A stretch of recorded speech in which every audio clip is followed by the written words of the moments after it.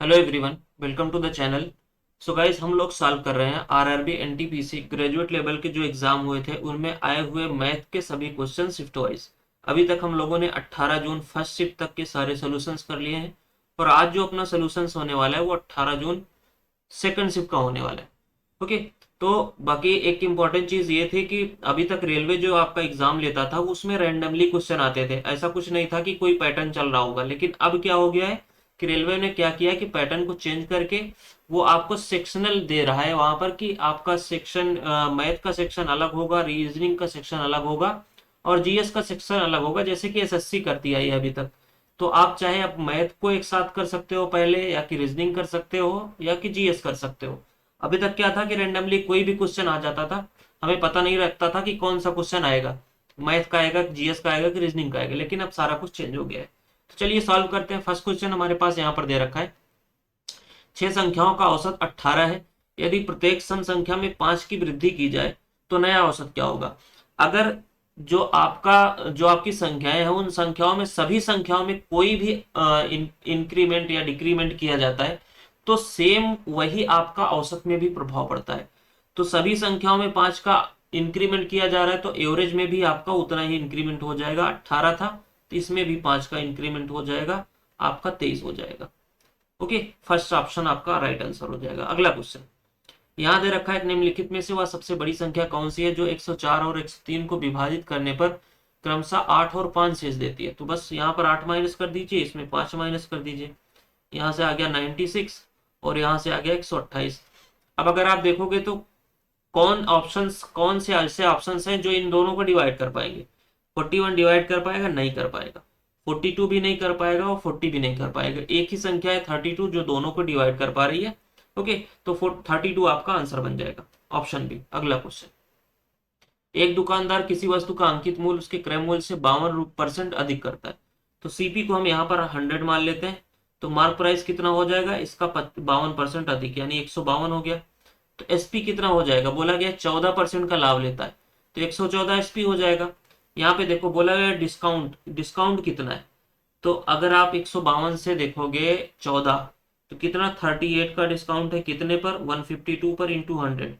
तो यहाँ से सिंपल से ये 4 टाइम चला जाएगा, 4 से आप 100 को काटोगे 25 आ गया। ऑप्शन फर्स्ट आपका राइट आंसर हो गया। अगला क्वेश्चन, 8%, 16%, 3 क्रमिक छूटों के बाद अंकित मूल्य का प्रभावी मूल्य निकालिए। तो सबसे पहले 8 और 16 निकालोगे, कितना आ जाएगा? 8 और 16 24 हो गया, और माइनस 8 गुणे 16 128, यानी डिवाइड बाई 100 होगा तो यहाँ पर 2 अंक के बाद जीरो लग जाएगा। यहाँ से हमारे पास निकल के आएगा 22.72%। अब आप 3 के साथ इसको निकालो, 22.72 प्लस का 3 माइनस 22.72 इंटू 3 अपान में 100। तो यहाँ से हमारे पास आ गया 25.72 माइनस के, इसको मल्टीप्लाई कर लो। 3 दूनी 6, 3 सते 21, 3 दूनी 6, 2 8, 3 दूनी 6, ये आ गया हमारे पास, पॉइंट लग गया 4 अंक के बाद।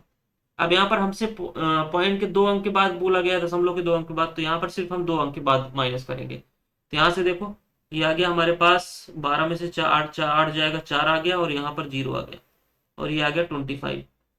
ये हमारे पास टोटल डिस्काउंट हो गया 25.04%। लेकिन आपसे डिस्काउंट नहीं पूछा है, वो पूछा है कितने पर बेचेगा। तो 100 माइनस 25, यहाँ से आप कर लो 100 माइनस 25.04%। आप इसको सॉल्व करोगे तो हमारे पास निकल के आएगा 74.96%, और यही आपका आंसर हो जाएगा। ऑप्शन डी में दे रखा है, ऑप्शन फोर्थ। अगला क्वेश्चन, यहाँ पर दे रखा है, दो बैंक ए और बी क्रमशः 3.5% और 6% की वार्षिक दर से ऋण देते हैं। अतुल ने प्रत्येक बैंक से 5 लाख रुपए की राशि उधार ली। 4 वर्ष के बाद अतुल द्वारा दोनों बैंकों के भुगतान किए गए साधारण ब्याज की राशियों की धनात्मक अंतर अंतर बताना है। तो सिंपली आप रेट ऑफ इंटरेस्ट का अंतर ले लीजिए। कितना आ रहा है हमारे पास? ये आ रहा है हमारे पास 2.5, ढाई, और 2.5% 4 वर्ष के लिए। तो यहाँ पर कितना आ गया? 10%। बस आपको आपका जो 5 लाख है इसका 10% निकालोगे तो क्या आएगा? 50,000 आपका आंसर हो जाएगा। Simply without pen and paper हो सकता था ये। अगला क्वेश्चन, दो संपूरक कोणों में से बड़ा कोण छोटे कोण से 60 डिग्री अधिक है। तो छोटा जो कोण है वो लिटिल एंगल, हम उसको थीटा मान लेते हैं। तो जो बड़ा हो जाएगा वो क्या हो जाएगा? थीटा प्लस 60 हो जाएगा। अब संपूरक कोण का मतलब क्या होता है? सप्लीमेंट्री मतलब होता है दोनों एंगल का सम 180 डिग्री होगा। तो 2x प्लस 60 इक्वल टू आ जाएगा 180 डिग्री, यानी 2 थीटा की वैल्यू हमारे पास आ गई 120, थीटा की वैल्यू आ जाएगी 60 डिग्री। यही आपसे पूछा गया था, ऑप्शन सेकंड आपका राइट आंसर हो जाएगा। अगला क्वेश्चन यहाँ पर पूछा गया है, क्यूबिक इक्वेशन दे रखा है, तो क्यूबिक इक्वेशन में 3 मूल आते हैं, alpha plus beta plus gamma. Sum पूछा गया है, माइनस बी अपान ए होता है, माइनस बी क्या है, -7 है, और ए क्या है, ए 2 है। यहाँ पर देखो इंग्लिश हिंदी वाले में क्या है, यहाँ पर 2 रखा है, ये 2 यहाँ से मिसप्रिंट हो गया है, तो आपका जो आंसर बन जाएगा वो बन जाएगा ऑप्शन थर्ड, -7/2। अगला क्वेश्चन यहाँ दे रखा है कि एक व्यक्ति अपनी मासिक आय का 55% खर्च करता है। 55% को हम क्या लिख सकते हैं, 11/20, यानी वो कितना खर्च कर रहा है, यहाँ पर बचा रहा है। ये आपका 11 क्या है, ये एक्सपेंडिचर है, खर्च है, ये क्या है, टोटल इनकम है। अब अगर हम बात करें इसका खर्च कितना होगा, इन दोनों का डिफरेंस यानी 9 रेशियो। 9 रेशियो की वैल्यू 64,008 दे रखा है, एक रेशियो की वैल्यू निकाल लो, 9 से डिवाइड करो, 963, 9 एकम 9, 9 दूनी 18, 712 आ गया। आपको निकालना क्या है, उसकी मासिक खर्च, यानी 11 रेशियो की वैल्यू, तो 11 इंटू 712, यूनिट डिजिट 2 आ रहा है, 2 एक ही ऑप्शन में दे रखा है, ऑप्शन सेकंड आपका राइट आंसर हो जाएगा। अगला क्वेश्चन, एक आदमी अपने मासिक वेतन का 76% घर के किराए पर खर्च करता है। तो यहाँ पर देखो एक्स का 76% अगर खर्च कर रहा है तो बचा कितना रहा है, 24%। 24% को आप क्या लिख सकते हो, 4 से डिवाइड करोगे तो 4 छंग 24 और 4 यहाँ पर आ जाएगा 25। ओके, अब यहाँ पर देखो फिर बोल रहा है कि कुछ और खर्च कर रहा है इसमें से, और क्या खर्च कर, 4,627 रुपए वो किराने पर, प्लस 3,947 ये खर्च कर रहा है कहीं और पर। अब उसके बाद सेविंग कितना है, 712 रुपए। ओके, यानी 6x divided by 25 equal to क्या होगा, ये उधर जाके प्लस हो जाएगा, 712 प्लस का 627 प्लस 3,947। ओके, अब अगर आप देखोगे तो ये 25 कहीं किसी भी नंबर से कटने वाला नहीं है, तो ये जाकर के इधर मल्टीप्लाई होगा, यानी हमारे पास जो x की वैल्यू आएगी उसकी मासिक आय वो 25 का मल्टीपल होगी। आ जाइए पहला ऑप्शन देखेंगे, 25 का मल्टीपल है, दूसरा नहीं है, तीसरा नहीं है, चौथा नहीं है, तो यही आपका आंसर हो जाएगा सिंपली। ओके, चलिए अगला क्वेश्चन, यहाँ पर बहुलक पूछा गया है। बहुलक क्या होता है, मोड। मोड होता है जो ज्यादा बार रिपीट हुआ हो। ऑप्शन देखिए 5 दे रखा है, पहले तो 5 को देखिए कितनी बार आया है, 1 2 3 बार आया है, यानी 5 हमारे पास 3 आया। 7 को देख लो, 7 एक बार आया है, तो ये नहीं हो सकता। 3 अगर देखोगे आप तो 1 2 3 4 बार आया है, तो 5 भी नहीं होगा, ये 4 बार आ गया। अब 6 को एक बार देख लेते हैं, 6 हमारे पास एक बार आया है, 2 बार आया है, तो यही आपका 3 आंसर बन जाएगा, ऑप्शन थर्ड 3। अगला क्वेश्चन, यहाँ पर देखो आपका मध्यानुपाती निकालना है, यानी ए और बी अगर दे होता है, इसका मध्यानुपाती कितना होता है, रूट ए बी। बस यहाँ पर रूट में लेकर के दोनों को मल्टीप्लाई कर लो, 9 से 18 का मल्टीप्लाई करोगे, 18 9 162 होता है। फिर उसके बाद 9 का -8√5 से यहाँ पे आ गया 9 8 72 का 5 प्लस, अब इसका इससे करो, 18 चौक 72√5, ये प्लस का हो गया। फिर उसके बाद अगर आप मल्टीप्लाई करोगे तो माइनस का आएगा, 8 चौक 32, 5 32 गुणे 5 आपका निकल के आएगा 160। ओके, ये प्लस माइनस कैंसिल हो गया, हमारे पास 162 - 60 √2 आपका आंसर बन गया, जो कि ऑप्शन नंबर फर्स्ट में दे रखा है। अगला क्वेश्चन, यहाँ पर बोला गया है कि एक नाव को धारा की विपरीत दिशा में 59.4 किलोमीटर जाने में 18 मिनट लगते हैं। तो धारा की विपरीत दिशा में अगर हम यहाँ से निकाल लें, चाल कितना हो जाएगा, 59.4 डिवाइडेड बाई 18, 18 मिनट है, जिसको घंटे में चेंज करके डिवाइडेड इंटू 60 हो जाएगा। यहाँ पर देखो ये जीरो जो है इस पॉइंट को ले जाएगा, 6 से जाएगा ये 3 बार, 3 से गया 3, 19 3 57, 2 बच गया 24, 3 8 24, 198 आ गया। धारा के विपरीत चाल हमारे पास 198 आ गई। अब क्वेश्चन में हमारे पास दे रखा है कि स्पीड ऑफ बोट, बोट की स्पीड और स्ट्रीम की स्पीड दे रखा है 3:2, ये इनका रेशियो दे रखा है। तो यहाँ पर अगर हम देखते हैं हमारे पास विपरीत दिशा में चाल कितनी हो जाएगी, यहाँ पर 1:1 की वैल्यू हमारे पास 198। चलिए, तो 29.3 किलोमीटर जाना है धारा के विपरीत, यानी चाल कितनी हो जाएगी 198, प्लस धारा के अनुकूल जाना है 51.5 किलोमीटर, यहाँ पे चाल क्या हो जाएगी 3 2 5, 5 गुणे 198। ओके, अब सिंपली हमें इसको सॉल्व करना है। तो अगर देखो 198 को आप इसको डिवाइड करोगे तो हमारे पास यहाँ पर जीरो के बाद पॉइंट लगेगा, पॉइंट लगेगा, अब 293 हो गया, एक ही बार जाएगा, 0.1 आ गया, प्लस यहाँ पर देखो मैं 5 से अगर इसको डिवाइड कर लेता हूँ तो 10.1 आ गया। अब 10.1 को अगर आप डिवाइड करोगे तो यहाँ पर पॉइंट लगेगा पहले, अब 101 हो गया तब भी नहीं जाएगा, फिर 0 के बाद 1 आया अब जाएगा कहीं। यानी यहां से हमें क्या कंफर्म पड़ गया कि हमें जो आंसर मिलेगा वो 0 से कम होगा। तो ऑप्शन अगर देखोगे तो ये 0 से कम नहीं है, ये भी 0 से कम नहीं है, ये भी 0 से कम नहीं है, एक ही ऑप्शन है फोर्थ वाला जो 0 से कम है। ओके, तो 0.2 आपका आंसर बन जाएगा। ऑब्जर्वेशन लगाना है यहाँ से और आंसर निकाल लेना है। उमेश ने एक वस्तु को 22% की हानि पर बेची, हमने सीपी मान लिया कि 100 था, 22% हानि पर बेची तो एसपी कितना हो जाएगा, 78 हो गया। ओके, 100 में से 22 माइनस हो गया, 78 पे बेच दिया। फिर बोला गया कि वस्तु को 5% कम में खरीदा होता, तो 100 में खरीदा था, 5% कम में खरीदता कितने में खरीदता, 95 में। फिर बोला गया उसे 935 अधिक में बेचा होता, तब उसे 15% का लाभ होता।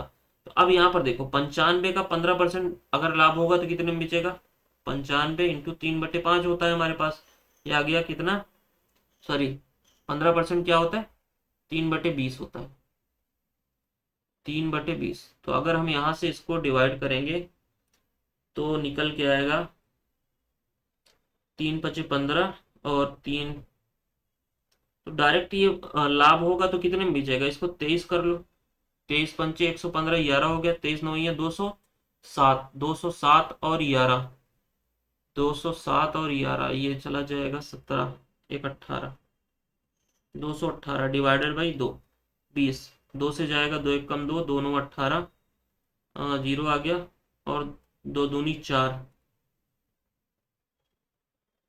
2 पंचे 10। एक सेकंड,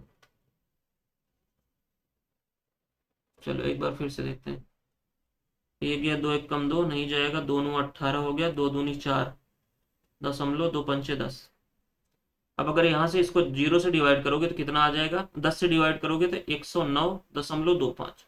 ओके, अब ये कितना यहाँ पर इंक्रीमेंट हो गया हमारे पास, तो यहाँ से अगर देखोगे तो 22 यहाँ हो गया, 9 यहाँ पर, 22 और 9 31.25, और इसकी वैल्यू आपको क्या दे रखी है, 935।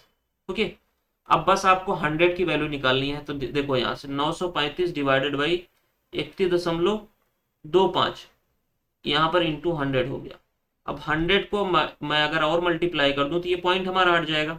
ओके, सिंपली आप यहां से देखो 9350000 और 31.3125, मैं अगर यहां से देखो इसको डिवाइड करूंगा तो यूनिट डिजिट हमारे पास क्या आएगा, अगर 0 है तो 0 है तो या तो 0 आएगा या तो 5 आएगा, सॉरी ये तो 0 आएगा, यहाँ पर ऑप्शन में देखो 1 से अगर हम डिवाइड करेंगे तो 5 आएगा, 5 नहीं आना चाहिए, 0 आना चाहिए, ये भी नहीं आएगा, या तो 8 आएगा या तो 2 आएगा।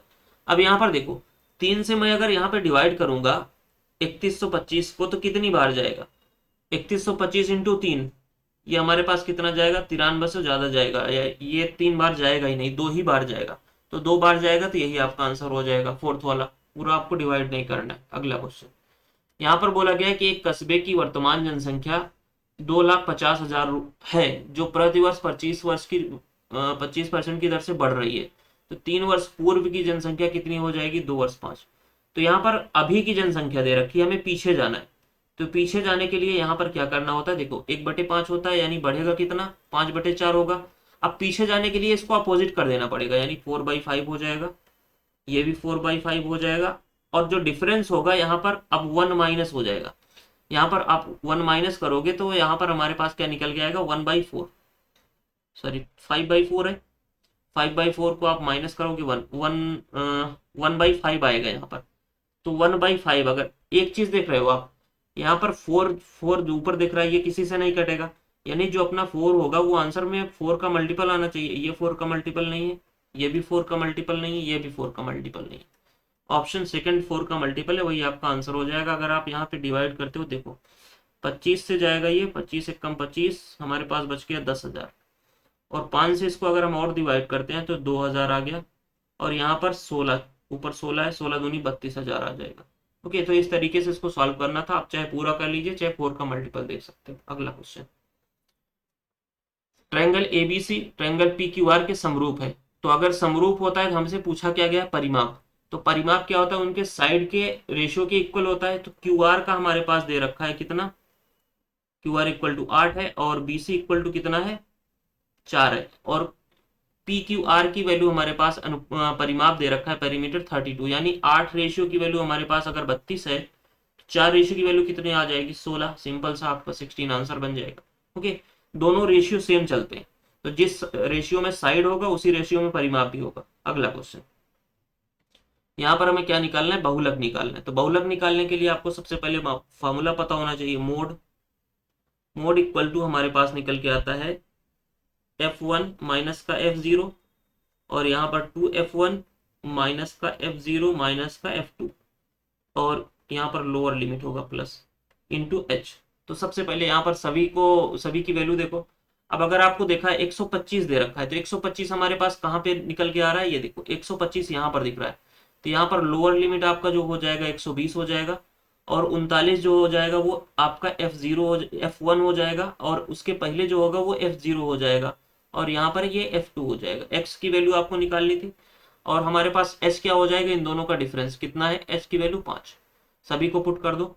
l क्या है हमारे पास 120, मोड हमारे पास 125 दे रखा है, l को मैं अगर इधर ले लेता हूँ तो 120 इक्वल टू F1 कितना है हमारे पास 39, F0 कितना है 31, 39 माइनस 31 अगर हम करते हैं तो हमारे पास कितना आ रहा है 8, डिवाइडेड बाई 2F2 यानी 39 इंटू 2 78 हो गया, माइनस का F0 31 हो गया, माइनस का x, और इंटू में हमारे पास h कितना है 5। अब अगर आप यहाँ पे देखोगे तो ये हमारे पास 5 आ रहा है, ये 5 से 5 कैंसिल हो गया। अब मैं क्रॉस मल्टीप्लाई करूंगा तो हमारे पास निकल के आएगा 78 माइनस का 31 माइनस का x equal to 8। Okay, x को इधर ले लो, 8 इधर आ जाएगा, 78 माइनस ये हमारे पास 39 हो गया, और 39 ही आ जाएगा, 78 माइनस 39, 39 आ गया x की वैल्यू, जो कि ऑप्शन नंबर सेकंड में दे रखा है। अगला क्वेश्चन सिंप्लीफाई करना है, देखो ये हमारे पास 7 आ जाएगा, 18 में से आप 7 माइनस करोगे 11 आ जाएगा, यहाँ पर देखो 1 आ गया, यानी इतने पूरे की वैल्यू हमारे पास 11 आ गई, 11 आ गई। अब यहाँ से देखो 17 तिरिक 51 इंटू 11, इसको आप मल्टीप्लाई करोगे यूनिट डिजिट 1 आएगा, 3 में दे रखा है तो कर लेते हैं। यहाँ पर देखो 1 आ गया, 5 1 6 हो गया, 5 561, ऑप्शन नंबर फर्स्ट। अगला क्वेश्चन, रमेश और महेश की आयु का योग हमें 2x square minus 3xy plus का y स्क्वायर प्लस का 3xy स्क्वायर वर्ष है। रमेश की आयु उतना है तो महेश, यानी हमें क्या करना है, इसमें से इसको माइनस कर देना है।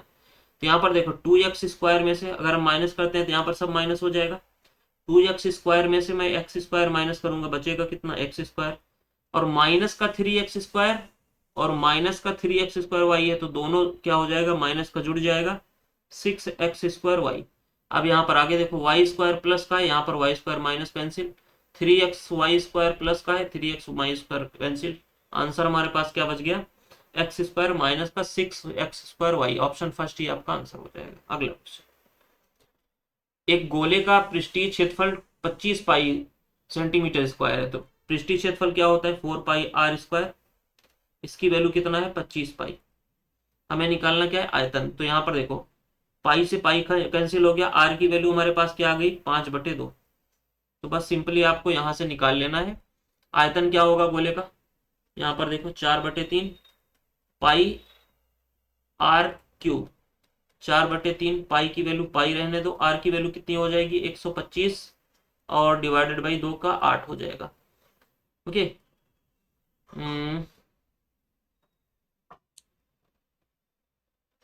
कहीं पे कोई गलती हो रही है क्या,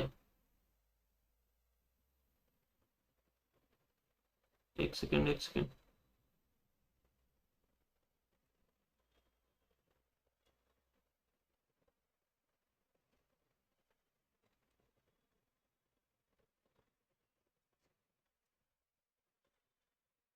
एक गोले का पृष्ठीय क्षेत्रफल 25 पाई सेंटीमीटर स्क्वायर है, गोले का आयतन ज्ञात करना है, पाई हो गया, और हमारे पास आर क्यूब 125/2 का 8 हो जाएगा, तो 5 2 7 1 8, 4 से अगर हम इसको डिवाइड करते हैं 4 दूनी 8, सही तो है। ये हमारे पास 125 पाई 6, ये आपका आंसर बन जाएगा। ओके चलिए ठीक है, 125 पाई बाई 6, 4 से इसको डिवाइड करना था। अगला क्वेश्चन, एक दुकानदार 20 पेन 15 रुपए प्रति पेन की दर से बेचता है और 30 पेन 10 रुपए प्रति पेन की दर से खरीदता है। वह सभी पेनों को मिला देता है और उन्हें 14 रुपए प्रति पेन की दर से बेचता है, औसतन उसे प्रति पेन कितना लाभ या हानि होगा। तो सिंपल सा एक तरीका है, देखो हमने आपको पहले भी बताया कि एवरेज ले लो। 20 पेन कितने में बेच रहा है, 15, यानी 20 पेन का एवरेज 15 रुपए। 30 पेन का एवरेज हमारे पास 10 रुपए। यहाँ पर इसको जो है रेशियो बना ले 0 से 0। 2 पेन का एवरेज 15, 3 पेन का एवरेज 10, तो टोटल सबको एवरेज अगर लेते हैं, सबका एवरेज हमारे पास 5 आ रहा है। छोटा वाला ले लो 10। अब यहाँ पर देखो ये कितना ज्यादा है, 5। 5 कितने में, 2 में, 10 आ गया डिवाइडेड बाई 5, यानी हमारे पास कितना आ गया, ये आ गया, सॉरी प्लस। एक पेन का हमारे पास जो सीपी है वो कितना है, 12। अब बोला गया है सभी पेनों को एक प्रति पेन 14 रुपए में बेच रहा है, कितने का प्रॉफिट हो रहा है, 2 रुपए का लाभ हो रहा है। ऑप्शन बी आपका आंसर हो जाएगा। अगला क्वेश्चन, यहाँ पर मध्यानुपाती निकालना है, यानी अंडर रूट ए बी। अब 9/100 हो जाएगा ये, इंटू 16। अगर आप यहाँ से देखोगे तो यहाँ 3 बाहर आ गया और यहाँ से 4 बाहर आ जाएगा, यहाँ पे 10 आ जाएगा। 1.2 आपका आंसर बन जाएगा, ऑप्शन नंबर 4। अगला क्वेश्चन, सुजाता की वर्तमान आयु 6 गुना, सुजाता की वर्तमान आयु का 6 गुना, वनिका की वर्तमान आयु के 3 गुने, 3 गुने वनिका की वर्तमान आयु के 6 वर्ष अधिक है। चलिए अगला स्टेटमेंट हमें दे रखा है कि 7 वर्ष बाद, तो 7 वर्ष बाद सुजाता कितनी हो जाएगी, x+7 हो गई, और वनिका v+7 हो गई। आगे क्या बोला गया है कि वनिका की आयु का 4 गुना, वनिका की आयु का 4 गुना सुजाता की आयु के 6 गुने से, 6 गुने से 6 वर्ष कम है, यानी यहाँ पर माइनस हो जाएगा, इक्वल टू। ओके, अब इसको अगर आप सॉल्व करोगे तो यहाँ से देखो 6x प्लस 6 सत्ते 42 माइनस 6, 42 माइनस 6 हो जाएगा 36, इक्वल टू 4v प्लस 4 सत्ते 28। ओके, तो यहाँ पे अगर मैं 6x ले लेता हूँ, 36 को उधर में भेज देता हूँ, तो 4v यहाँ से हमारे पास आ जाएगा, माइनस का 8 आ जाएगा ना, 8 8 16। ये हमारे पास दोनों 6x को इक्वल कर लो, यहाँ से देखो 3v प्लस का 6 इक्वल टू हमारे पास 4 का v माइनस का 8। ये इधर आ जाएगा, v की वैल्यू हमारे पास कितनी आ जाएगा, 8 से 14। वनिका की एज हमारे पास 14 मिल गई। यहाँ पर देखो इस इक्वेशन में पुट कर लो, 6x इक्वल टू v की वैल्यू 14 3 42, 42 6 48 आ गए। s की वैल्यू सुजाता की एज कितनी आ गई, 8 आ गई। अब इन दोनों का हमारे पास डिफरेंट ही पूछा गया था, 14 और 8 का डिफरेंस कितना है, 6 वर्ष। ओके, यही पूछा गया, तो 6 वर्ष आपका आंसर हो जाएगा, ऑप्शन फर्स्ट। अगला क्वेश्चन बोला गया 64 से कौन सा विभाज्य, तो 64 से कौन सा विभाज्य उसके देखने के लिए 64 का मल्टीपल 4 आता है, 4 से भी होना चाहिए। फर्स्ट ऑप्शन खत्म, दूसरा खत्म, तीसरा खत्म, एक ही ऑप्शन है जो 4 से विभाज्य, तो वही 64 से भी हो जाएगा। अगला क्वेश्चन, एक बाइक 92 किलोमीटर की चाल से एक निश्चित यात्रा 6 घंटे में पूरी कर सकती है। उसी दूरी को 3 घंटे में तय करने के लिए बाइक की चाल। देखो कई तरीके हैं सॉल्व करने का, हम इसको रेशियो मेथड से सॉल्व करते हैं। हम अगर टाइम को लेते हैं, क्योंकि आपका डिस्टेंस जो है इक्वल है, तो टाइम का रेशियो हमारे पास क्या हो जाएगा, पहले 6 घंटे फिर 3 घंटे, यानी 2:1 है। तो स्पीड का रेशियो क्या हो जाएगा, इसका अपोजिट, 1:2। क्वेश्चन में पहले दे रखा है कि 92 किलोमीटर, यानी 1 रेशियो की वैल्यू आपको 92 किलोमीटर दे रखी है। आपको निकालना क्या है, बोला गया है कि बाइक की चाल कितनी बढ़ानी पड़ेगी। यहाँ पर रेशियो देखो कितनी बढ़ानी पड़ी रही है, 1 रेशियो, तो 1 रेशियो का वैल्यू 92 ही है, तो 92 आपका आंसर बन जाएगा, ऑप्शन सेकंड। अगला क्वेश्चन, एक आयत की छोटी भुजा लंबी भुजा से 18 कम, तो लंबी भुजा अगर x है तो छोटी भुजा कितनी हो जाएगी, x-18। अब बोला गया इनके क्षेत्रफल का संख्यात्मक मान, क्षेत्रफल क्या होता है, लंबाई गुणे चौड़ाई, ये क्षेत्रफल हो गया। अब बोला गया परिधि के संख्यात्मक मान से 6 गुने है, यानी 6 गुने 2 इंटू एक्स प्लस यहाँ पर दोनों का सम, x प्लस एक्स माइनस 18 इतना, यानी हम इसको लिख सकते हैं 12 2x माइनस का 18। ओके, तो अब हमें यहाँ पर क्या करना है, यूनिट डिजिट ले लो, सबका लंबाई पूछा गया है, x की वैल्यू बोला गया है, तो x अगर यहाँ पर मैं अगर 3 को पुट करता हूँ तो 3 यहाँ पर आया, और 3 माइनस 8 यानी 13 माइनस 8 जाएगा, 6 आ जाएगा, सॉरी 5 आ जाएगा, यानी हमारे पास यहाँ पर कितना आ रहा है, 5 आ रहा है। तो दूसरी साइड देख लेते हैं क्या 5 मैच कर रहा है क्या। हमने क्या रखा था, 3 रखा था, तो 3 दूनी 6, 6 में से अगर हम 8 घटाते हैं तो हमारे पास कितना आ जाएगा, यानी 6 में से नहीं जा रहा है तो 16 ले लो, 8 आएगा, 8 दूनी 16, यानी 6 आ रहा है, तो यहाँ पर 3 नहीं होगा। अब ये यूनिट डिजिट यहाँ पर 3 है, ये नहीं होगा, तो 23 भी नहीं होगा, क्योंकि यूनिट डिजिट से वहां पर भी इक्वल नहीं आएगा। अब 6 को लेते हैं, अब अगर हम यहाँ पर 6 को लेते हैं तो देखो 6 को अगर आप पुट करते हो तो यहाँ पर आएगा 6 इंटू 6 माइनस 8 आ गया, 8 8 छंग 48 का 8 आ रहा है इधर। दूसरे साइड देखो 2 आया मल्टीपल, यहाँ पर 6 दूनी 12, और यहाँ पर 12 यानी 2 आ गया, 12 में से 8 जाएगा तो 4 आ रहा है, यहाँ पर भी 4 दूनी 8, दोनों मैच कर गया, बस यही आपका आंसर हो जाएगा, ऑप्शन थर्ड। ओके, सिंपल से इस तरीके से पुट करके आपको देख लेना है। अगला क्वेश्चन, यहाँ पर मैं अगर x मान लेता हूँ दोनों साइड, तो एक्स स्क्वायर की वैल्यू हमारे पास क्या आ जाएगी, 48 को मैं 16 इंटू 3 लिख लेता हूँ, और 243 को अगर आप देखोगे तो ये 3 इंटू, सॉरी ये मल्टीपल ही होगा ना, 3 इंटू 81 है। अब आप यहां से देखो x की वैल्यू हमारे पास क्या आ जाएगी, 16 में से 4 बाहर आ जाएगा, और 2 3 है तो 1 3 आ जाएगा, और यहाँ पर 81 का 9 बाहर आ जाएगा। कितना आंसर निकल के आया, 9 3 27 चौका 108, x की वैल्यू कितनी आ गई, 108। यही आपको निकालना था, ऑप्शन सेकंड। अगला क्वेश्चन, ए और बी मिलकर किसी काम को 6 दिन में कर रहे हैं, तो ए और बी मिलकर किसी काम को 6 दिन में कर रहे हैं, ए अकेले उसे 7 दिन में कर रहा है, 7 दिन में कर रहा है, तो बी अकेले कितने दिन में करेगा। तो यहाँ पर देखो सिंपली आप क्या करो, इसको मल्टीप्लाई कर लो, सॉरी इनका जो है आप निकालोगे, टोटल वर्क कितना हो गया, मल्टीप्लाई 42, इनकी इफिशियंसी 7, इनकी इफिशियंसी 1 आ गई। हमें निकालना है किसका, बी का, तो ए की इफिशियंसी हमारे पास यहाँ पर कितनी है, 6, सॉरी ए की 6 है, तो बी की कितनी हो जाएगी, टोटल 7 है तो इसकी 1 हो जाएगी। तो बी कितने दिन में करेगा, 42/1 यानी 42 डेज उसको लग जाएंगे, ऑप्शन फोर्थ। अगला क्वेश्चन, वह छोटी से छोटी संख्या ज्ञात कीजिए जिससे 66 27 को गुणा करने पर यह एक पूर्ण वर्ग बन सकता है। तो यहाँ पर देखो 66 27 को यहाँ पर सबसे पहले ब्रेक करो, ये 3 से जा रहा है, तो 3 इंटू 3 से डिवाइड करोगे, 3 दूनी 6, 3 दूनी 6, और 3 9 27, ये आ गया। अब अगर यहाँ से देखो, ये हमारे पास 2200 जो 9 दिख रहा है, ये क्या है, ये 50 में से 3 माइनस करोगे 7 आएगा, और यहाँ पर 25 में से 3 माइनस करोगे तो ये आपका 47 का स्क्वायर दिख रहा है। तो 47 का अगर स्क्वायर है तो हम किससे मल्टीप्लाई करें कि ये आपका वर्ग बन जाए, तो यही होगा, 3 से एक मल्टीप्लाई और कर दो तो ये वर्ग बन जाएगा। ओके, और एक होमवर्क है आपके लिए कि सेम क्वेश्चन को अगर यहाँ पर जो बोला गया है कि किससे गुणा करने पर, किससे मल्टीप्लाई करने पर, तो आपको अब बताना है कि किससे डिवाइड करने पर पूर्ण वर्ग बन जाएगा। ओके, तो यहाँ पर सेम क्वेश्चन है, आपको इसको कमेंट में बताना है कि किससे डिवाइड करने पर ये पूर्ण वर्ग बन जाएगा। ये क्वेश्चन तो मल्टीपल दे रखा है, लेकिन मैं पूछ रहा हूँ कि किससे डिवाइड करने पर, इसको आपको होमवर्क है, ये आपको वीडियो के नीचे कमेंट करके बताना है। ओके, चलिए अगला क्वेश्चन, एक इलेक्ट्रिक पंप एक टैंक को 6 घंटे में भर सकता है। हम मान लेते हैं ए है वो 6 घंटे में भर रहा है, टैंक में रिसाव के कारण टैंक को भरने में 7 से 1/5 घंटे लगते हैं, यानी ए भर रहा है प्लस एक लीकेज है, एल ले लेते हैं, टोटल टाइम कितना लग रहा है, 7 × 5 = 35, 36/5। ओके, अब यहाँ पर टोटल आप अगर देखोगे टैंक की क्षमता कितनी हो जाएगी, 36, यहाँ पे आपको 6 आ गया ए की इफिशियंसी, और इसकी कितनी आ जाएगी, 5 आ जाएगी।